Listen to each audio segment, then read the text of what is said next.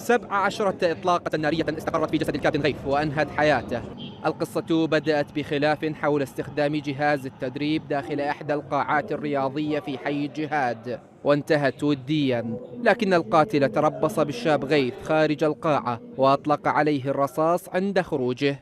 لكن الأمر هو مشاجرة تافهة جدا في جيم على جهاز على شيء ما يسوى يوصل لهالنتيجة.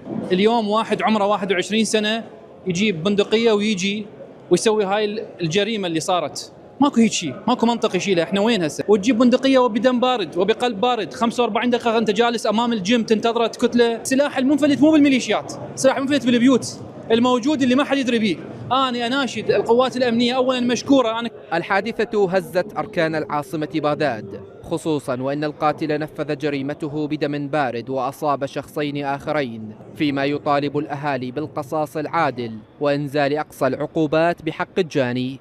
خلاف بين القاتل والمقتول، دخل طرف ثالث صالحهم ونهى الموضوع. نزل القاتل من القاعة، راح ما نعرف وين، رجع مو ضربة صلي هيك يطلع صوت اسمه مشقق. يعني اكو اماكن بيه مشققه، يعني الظاهر يعني ضارب ما مو بمكان محدد، طلقتين جايه برقبته وطلقتين ببطنه. منين جبت السلاح؟ منين جبت الجرأة انه ترمي شخص 30 طلقة؟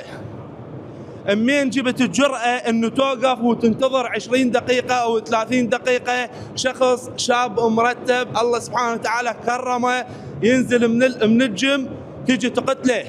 وفي وقت اعتقلت القوات الأمنية القاتل